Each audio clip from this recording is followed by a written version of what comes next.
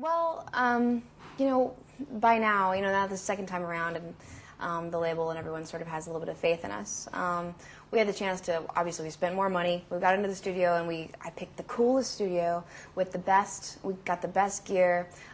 We were like, okay, what's the best amp for you, Terry? What's the best sound, the fattest guitar sound ever? And we bought this like awesome, expensive amp heads. Like he used the guitar was going through like 4 amp heads instead of 1. It was awesome. So it's a much richer, fuller sound for all those fun, indulgent reasons. Because I figure with the money we made, the best place to spend it would be on the band. The band made us the money, so let's pour it into the second album.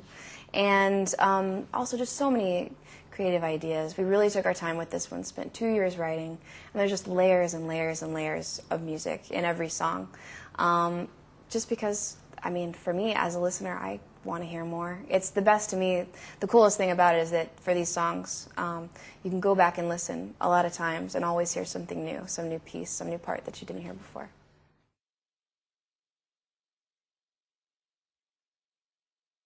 Not literal. It's not literal about the drug for me. I've never taken lithium before. It's sort of a metaphor about numbness and happiness, and sort of like it's me looking at happiness in a negative way, because I've always been kind of afraid to be happy. Like with the band and the art and everything else, it's always, I'm not letting myself break through into the happiness, it seems like, because it's not cool or something. And describing happiness as lithium, it's like saying that's numbness. I won't be able to be an artist anymore if I'm happy. Which is hilarious because, it's just not true. I'm happy. So it's this fight within the song of do I do this and get out of here and get happy, or do I wallow in it like I always do? And it's cool because at the end of the song I say I'm going to let it go. I am going to be happy.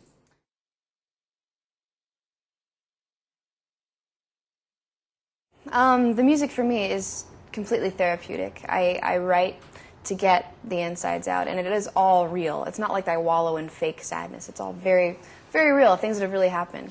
But it's such a great feeling when I finish the album, because once I've purged those things from myself, I'm allowed to be okay. It's like, all right, now I can put pigtails in my hair and, go be silly for a while, until I need to write again because something's affected me for whatever reason.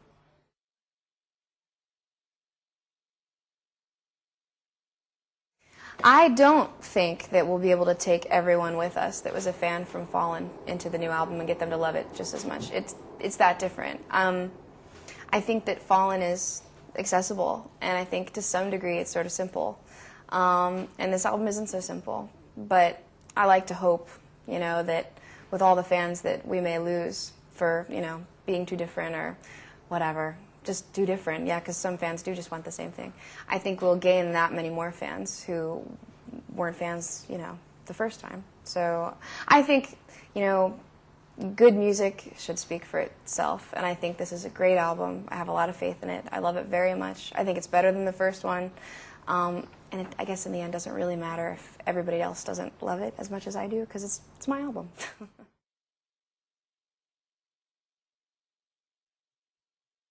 I do give myself a hard time, but I had to completely ignore expectations, because the whole point of this band is expressing myself and what's real and what's true. And if I start changing that, then that really is the band changing, and I would hate it.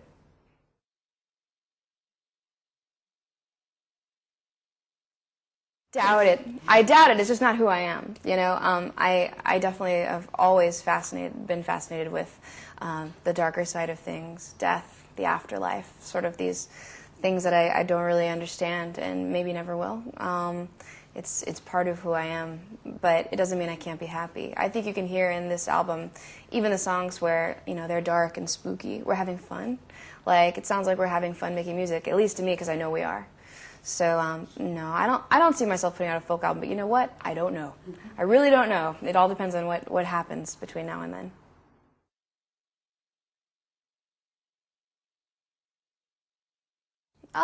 It's different. I finally got a break. It was like when we were constantly touring, life is more like this. It's crazy. There's interviews and stuff going on.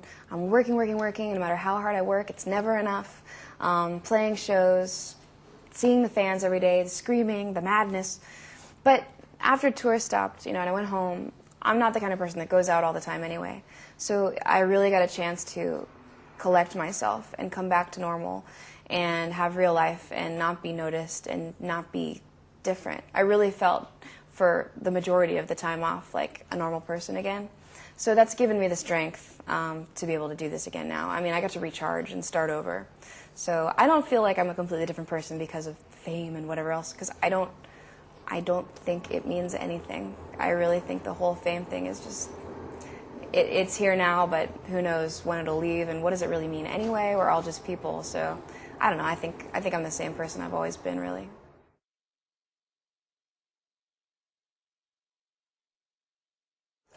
I've always been inspired by Tim Burton and Danny Elfman collaborative movies, especially the ones with Johnny Depp. Those, like Sleepy Hollow, like the music, part of it is the music, but it's the images with the music. It's like when you watch Sleepy Hollow and hear the Danny Elfman music and see all the imagery and everything, that so inspires me musically and for the band, like image-wise. When I was a kid, The Dark Crystal.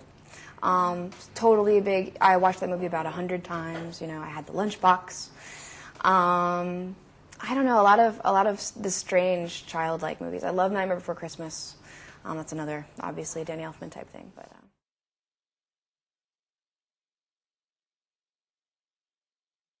I don't know. I honestly, business-wise, as far as like the music and my job and everything, it has been just a completely good experience.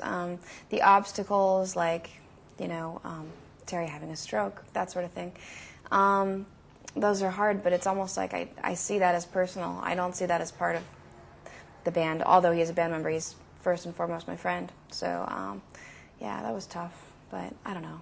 For the most part, it's been a really, really good experience.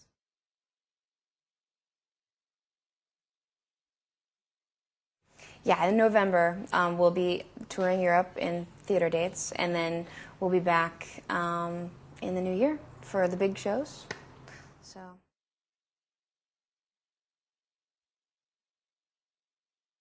we haven't set up the stage yet, but I mean, I have a lot of cool set ideas. We had a pretty big, fairly elaborate set last time, so we can only grow from there. I just want